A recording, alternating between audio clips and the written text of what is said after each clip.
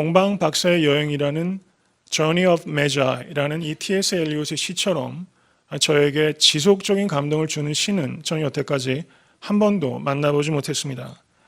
저는 이 시를 다시 한번 성도님들께 소개해 올리면서 오늘 말씀을 증거하고자 합니다. 시가 긴 시기 때문에 전체를 다 읽지는 않고 중간에 중략을 하고 가장 중요한 부분들만 발췌해서 나누겠습니다. 한번 좀 눈을 감으시고 들으셔도 참 좋을 것 같아요. 좀 집중을 하셔서 이 T.S. 엘리엇이라는 영국의 대문호, 예수 그리스도를 만나서 처음 만났던 크리스마스의 감격을 담아낸 이 동방 박사의 여행, 이 순례, 이것을 한번 우리가 공감해 볼 수 있기를 원합니다. 혹독한 추위였습니다. 여행을 하기엔, 그토록 긴 여행을 하기엔 연중 가장 고약한 때였지요. 길은 푹푹 빠지고 날씨는 매섭고 바로 그 한겨울이었습니다. 게다가 낙타들은 상처가 나고 발이 부풀고 고집을 부리며 질척거리는 눈 위에 들어 누워버리고 말았습니다. 우리는 가끔 비탈 위에 여름 궁전 같은 여름 별장들, 테라스들, 비단옷 입은 여자아이들이 과즙을 나르는 것 등을 생각하고 못내 아쉬워했었습니다. 그때 낙타 부리는 마부들은 욕지거리에 불평을 하고 투덜대며 술과 여자를 찾아 달아났었습니다. 그리고 밤이면 모닥불은 꺼지고 쉴 만한 곳도 없었습니다. 도시마다 적대적이었고 고을마다 매정하고 불친절하기 일쑤였습니다. 마을들은 더러웠고 바가지 요금을 요구하기도 했었습니다. 혹독한 시련이었습니다. 마침내 우리는 밤을 새워가며 여행을 하기로 작정했습니다. 토막잠을 자면서 이 모두가 바보짓이라고 목소리가 우리 귀에 들려오기 시작했습니다. 그리하여 어느 새벽에 우리는 한 온화한 골짜기에 이르렀습니다. 중략합니다. 우리는 상인방이 담쟁이 잎으로 덮인 여인숙에 이르렀습니다. 중략합니다. 우리가 여기까지 이끌려 온 것은 그 목표가 결국 탄생이었음인가 아니면 죽음이었음인가? 확실히 탄생이 있었습니다. 우리는 증거가 있었고 의심치 않았습니다. 탄생과 죽음을 전에 본 일이 있었지만 그 두 가지는 분명히 다른 것이라고 생각했었습니다. 그러나 이 아기 예수의 탄생은 우리에게 괴롭고 가혹한 고뇌였습니다. 죽음처럼, 마치 우리의 죽음처럼 우리는 내 나라인 이 왕국으로 다시 돌아왔지만 더 이상 편안하지 않습니다. 자기네 신들에게 매어 달리는 이교도 천지인 이 낡은 나라에서는 또 한 번 달갑게 죽어야 할까 봅니다. 이렇게 말하고 있어요.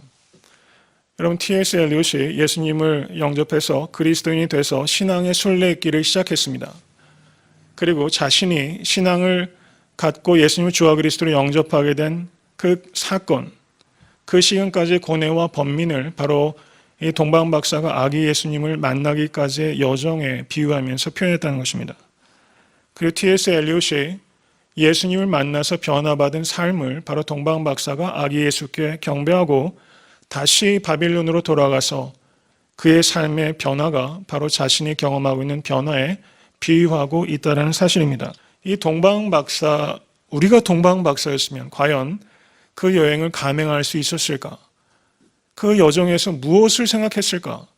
그 동방 박사 아기 예수께, 여러분, 아기 예수께 가서 동방 박사가 보물을 얻으러 간 게 아니라는 겁니다. 여러분, 서부에서 금이 났을 때 사람들이 엘도라도를 간다고 얼마나 사람들이 폭주했습니까? 금을 찾기 위해서는 사람들이 생명을 겁니다. 그런데 동방 박사는 황금과 유향과 몰약을 얻기 위해서 예수를 간 것이 아니라 황금과 유향과 몰약을 주님께 드리기 위해서 갔다는 사실입니다. 이런 여행이 도대체 이해가 되는 것입니까? 다시 한번 우리가 생각해 봅니다. 도대체 왜 덩그러니 별 하나를 의지해서 이 무모한 여행을 이들은 시작했던 것일까? 가족들이면 이해할 수 있었겠습니까?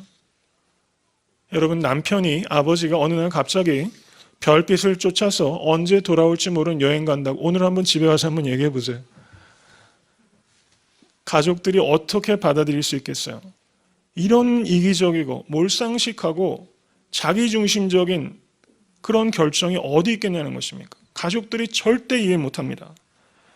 그리고 박사입니다. 왕의 선생이었을 것입니다. 종교의 지도자입니다. 그 사람들이 언제 돌아올지 모르는 그 자리를 떠난다는 것은 박사의 자리를 사실상은 포기하고 떠난 것입니다. 그리고 아까 말씀드렸던 것처럼 보물을 얻기 위한 여행이 아니라 보물을 드리기 위한 여행이었고, 그곳에 정착하기 위한 여행이 아니라 그곳에 다시 돌아오기 위한 여행이었다는 것을 생각하는 것입니다. 타인에게 전혀 이해시킬 수 없는 여행. 그럼 한 가지를 우리가 더 생각해 보십시다. 자기 자신은 이해하고 떠났을까요? 동방 박사가 자기 자신은 내가 왜 떠나야 되는지 그 속속들이 그 이유를 100% 완벽하게 이해하고 이 여행의 끝이 어떻게 될 것이라는 것을 가늠하고 이 동방 박사 떠났겠는가? 그렇지 않을 것입니다. 자기 자신도 이해하지 못하고 이상하게 이끌리는 힘에 의해서, 꿈에 의해서, 계시에 의해서, 여러분 꿈꾸면 떠나집니까? 꿈을 부인하기가 얼마나 쉬워요. 부인할 수 있습니다. 꿈에 하나님께서 다시 고국으로 돌아가라고 해서 왔죠. 여러분 꿈을 꾸면 갈 수 있다. 꿈을 꾸면 갇힐까요? 그렇지 않습니다.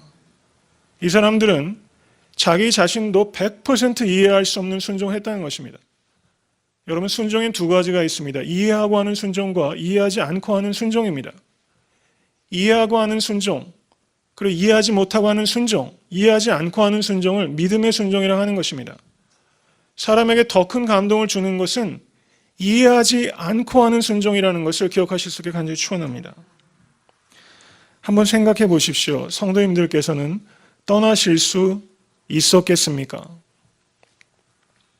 다니엘서 2장 48절을 보시면 박사들의 순례 동기에 대해서 매우 희미한 단서 하나가 있습니다. 다니엘서 2장 48절입니다. 다니엘은 기원전 605년에 여호야김 왕 때 1차 바벨론 포로로 잡혀갔던 사람입니다. 다니엘서 2장 48절은 왕이 다니엘을 높여서 귀한 선물을 많이 주고 세워 바벨론 모든 박사의 어른을 삼았다라고 기록하고 있습니다. 바벨론의 많은 박사들에게 가장 존경받는 최고의 석학, 바로 그 사람이 다니엘이었다는 사실입니다. 그리고 다니엘서 7장 13절은 하늘 구름을 타고 오실 신적 존재에 대해서 예언하고 있는 매우 중요한 본문이 다니엘서 7장입니다.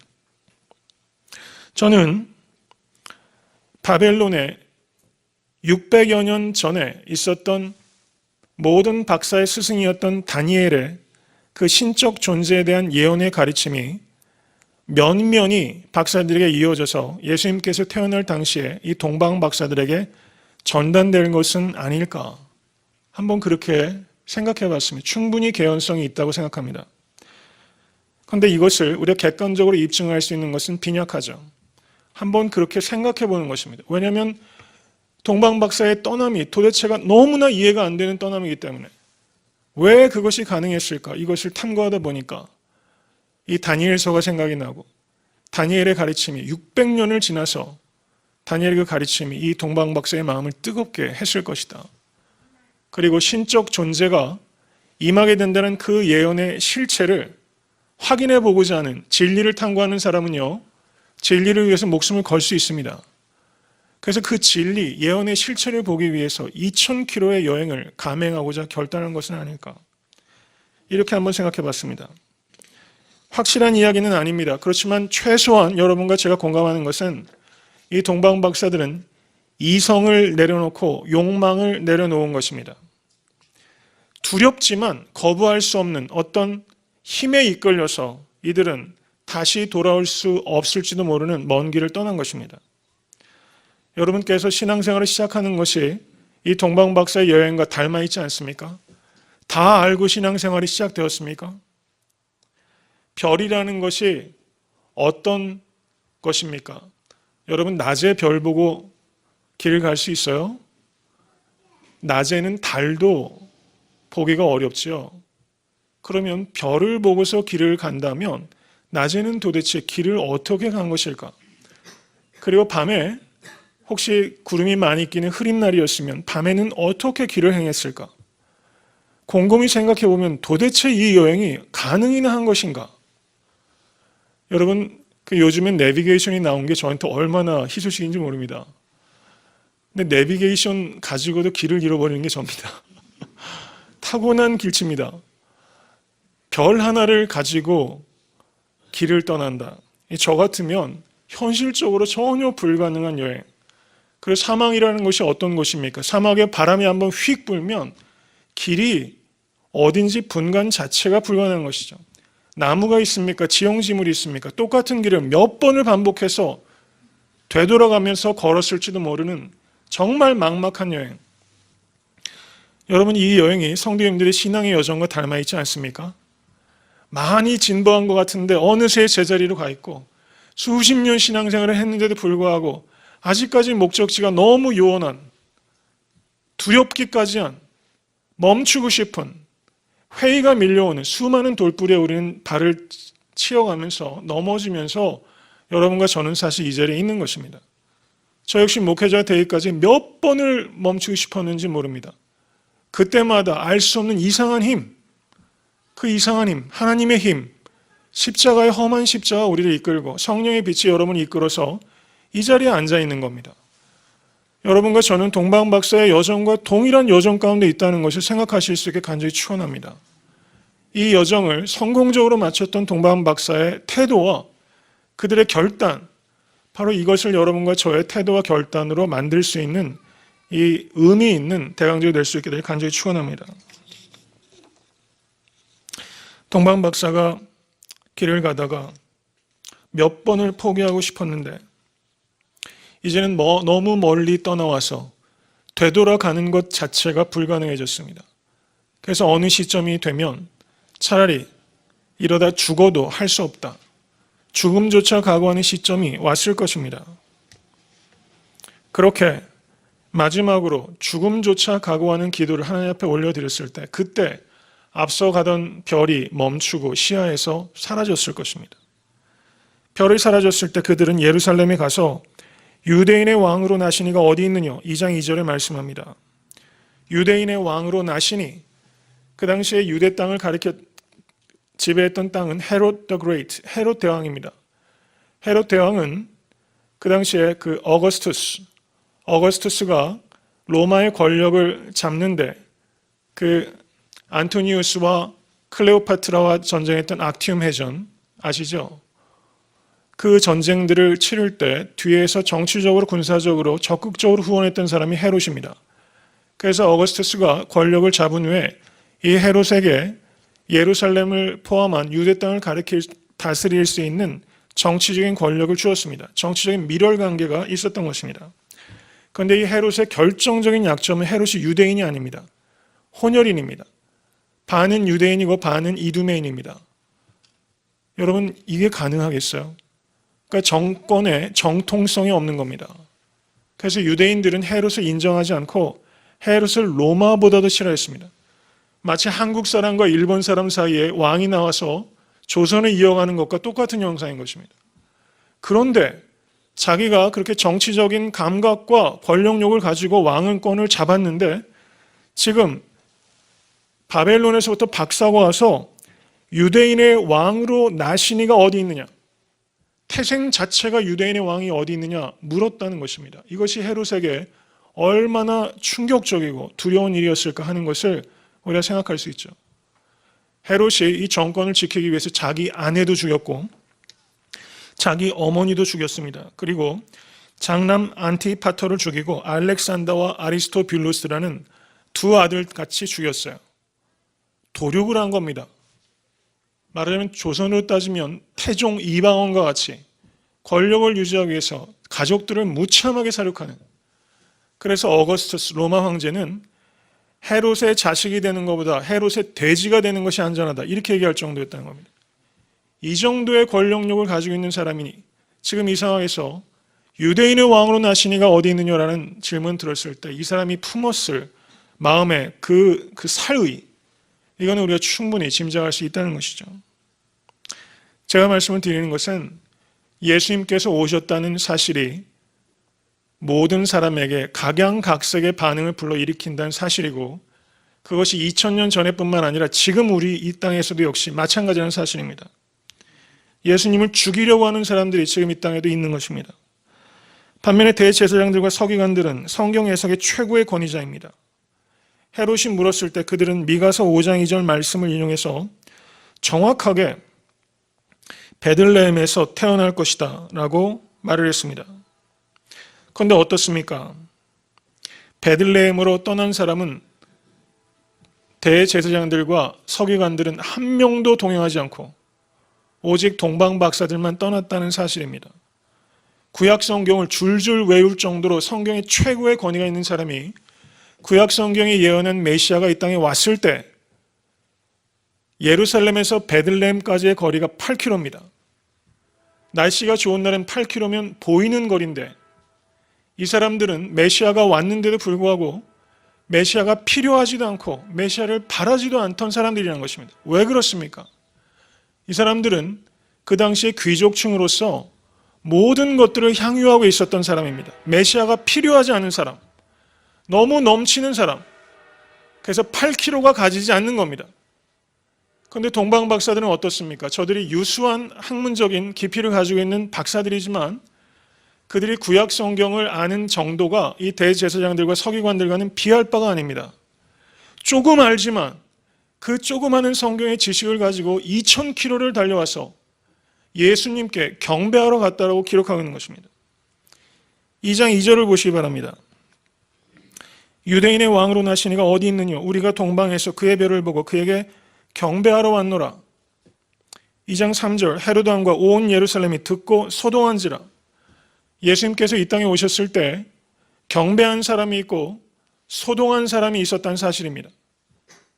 마찬가지로 지금 이 시대에 이번 성탄절에도 예수님을 경배하는 사람이 있는가 하면 예수님을 리젝트하는 헤롯과 같은 사람, 그리고 예수님을 이그노하는 무관심한 대제사장과 서기 같은 사람들이 이 시대에도 동일하게 있다는 사실을 우리가 깨닫게 된다는 사실입니다.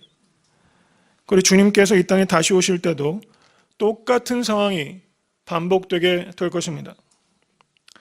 성도 여러분, 수십 년 동안 신앙생활을 해오고 목회자로서 성경을 부단히 연구하면서 우리는 과연 나는 대제사장들과 서기관들과 다를 수 있다고 확신하십니까?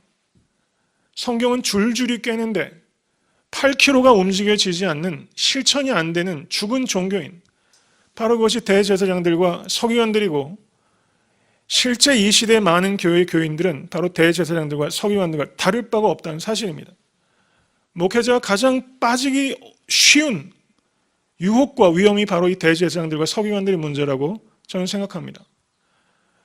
조금 알아도 2000km까지 달려오는 실천하는 그리스도인들과 많이 알아도 8km도 가지 못하는 죽어버린 종교인, 이 두 부류의 사람들을 보면서 성도님들께서 성경에 대한 지식과 깨달음이 실천과 분리된 그런 죽은 지식이 아니라 정말 아는 만큼 어떻게 해서든 삶 속으로 옮기려고 하는 그런 진실한 그 몸부림이 있는 성도님 되실 수 있게 되기를 주님의 이름을 간절히 축원합니다.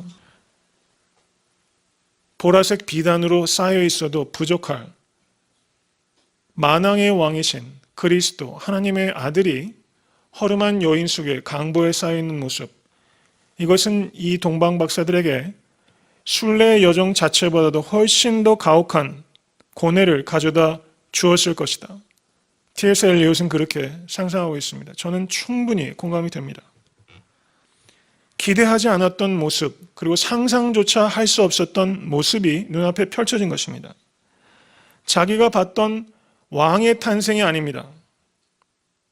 그러면 거기에서 무엇을 보았는가? T.S. 엘리엇은 탄생이었는가? 죽음이었는가? 라고 말하고 있습니다.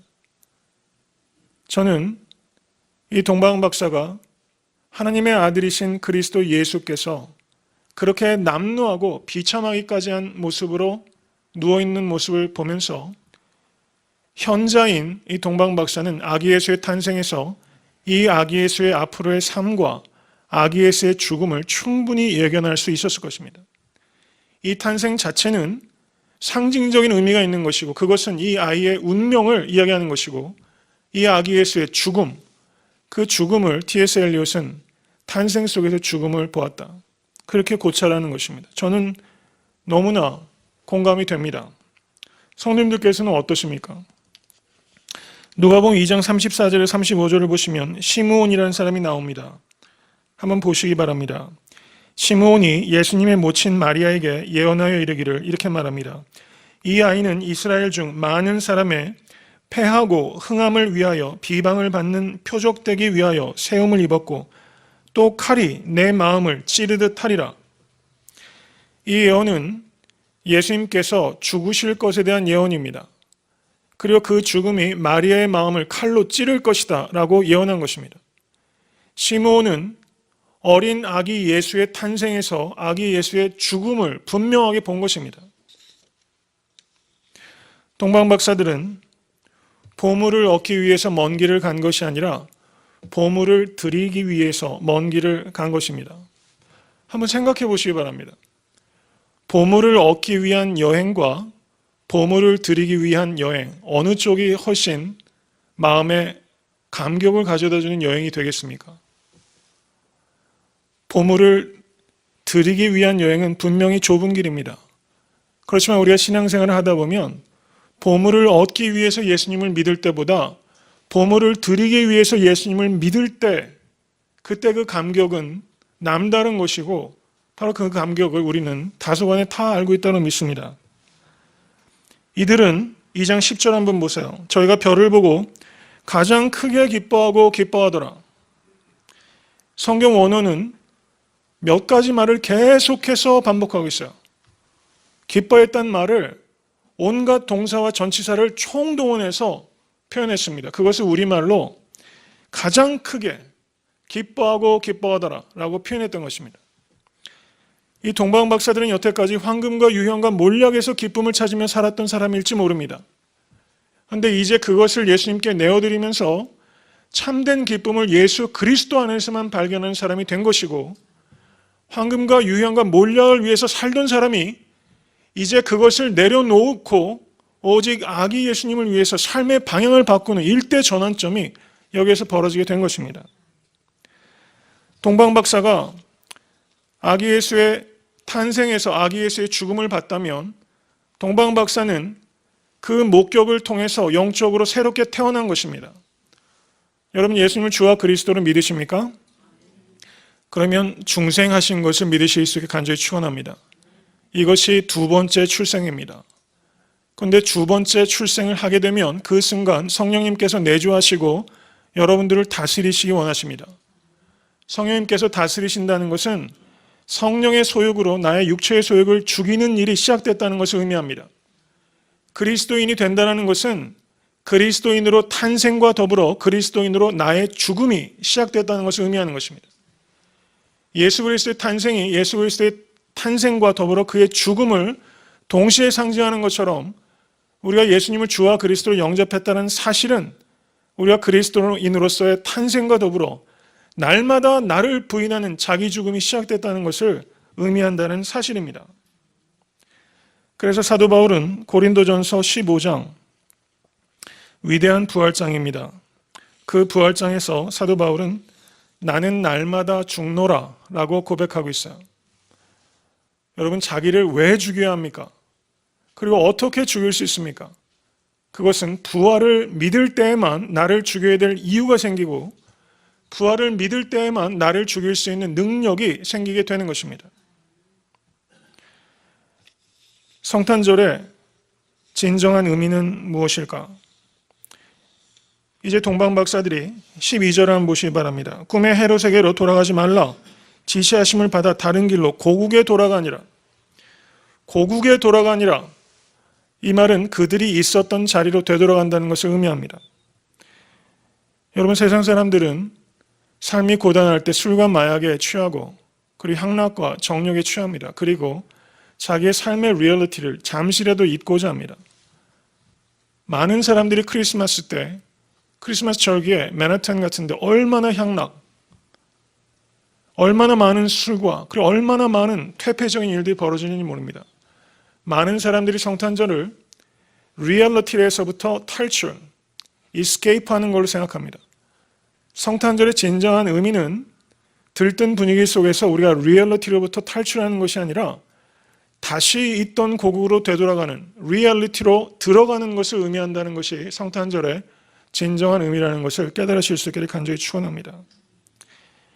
아기 예수님을 경배하면서 동방 박사들은 소유나 지위가 변한 것은 하나도 없습니다. 자기 자신이 변한 것입니다. 그리고 다시 삶의 자리로 깊숙하게 들어갔던 것입니다. 박사들은 아기 예수님과 만나서 대화를 나눌 수 있었던 것도 아닙니다. 아기 예수님으로부터 배운 것도 없습니다. 그러나 아기 예수님의 탄생이 갖고 있는 그 상징적인 의미를 묵상하면서 아기 예수의 탄생 안에 있는 죽음을 보았고, 그리고 이 동방 박사들은 자기의 고국으로 돌아가서 평생토록 자기가 봤던 예수 그리스도의 탄생을 묵상하면서 살았을 것입니다. 다시 돌아갔습니다. 여러분 같으시면 다시 우상 숭배하는 제사장으로 살아가실 수 있으셨겠습니까? 그것이 가능하겠습니까? 이들은 이전의 삶으로 다시 되돌아갈 수 없었습니다. 그리고 이전의 삶의 방식대로 살기를 원하지도 않게 된 것입니다. 예수님을 만나기 위해서 순례의 여행을 했지만 예수님을 만난 후에는 순교의 여정이 시작된 것입니다. 훨씬 더 위험한 길이 시작된 겁니다. 다니엘은 바벨론에서 유대인이긴 하지 않았습니까? 이 사람은 바벨론 사람입니다. 이 사람이 아기 예수를 경배하고 그분을 믿는다는 사실을 증거할 때 그것에 공감할 수 있는 사람이 어디 있겠습니까? 그가 겪었을 조롱과 박해는 충분히 예상할 수 있다는 것이죠. 정말 동방 박사는 아기 예수를 만난 사건이 바로 그들이 영적으로 태어난 동시에 그들의 죽음이 시작됐다는 사실입니다. 말씀을 맺고자 합니다. 오늘 말씀이 성도님들의 삶에 도전이 될 수 있게 될 간절히 바랍니다. 문학적인 상상력을 가지고 본문을 해석해 봤습니다. 저는 이것이 갖고 있는 의미가 객관적으로 반드시 이렇다라고 말씀을 드리는 것이 아니라 동방 박사들의 순례의 동기와 과정과 결과를 묵상하면서 순례자로서 나의 여정의 동기와 과정과 결과를 가늠해보고 우리의 태도를 생각하고 우리가 결단할 수 있게 되기를 간절히 소원하는 마음으로 말씀을 드린 것입니다. 삶의 위기는 언제 찾아옵니까? 떠날 때 찾아오는 것이 아니라 떠나지 못하고 안주할 때 삶의 위기가 찾아오는 것입니다. 성탄의 계절에 성도님들께서 떠나지 못하고 계시는 이기심과 탐욕이 있다면 이 대강절 기간을 통해서 과감하게 떠날 수 있게 되기를 주님의 이름으로 축원합니다. 성탄의 메시지는 삶에서 잠시라도 도피하라는 것이 아니라 삶의 자리로 더 깊이 변화된 사람으로 들어가라는 뜻을 가지고 있다는 사실입니다. 성도님들께서는 아기 예수님을 정말로 경배한다면 이제까지 살아왔던 삶의 방식으로 더 이상 살고 싶지도 않고 살아갈 수도 없어야 합니다.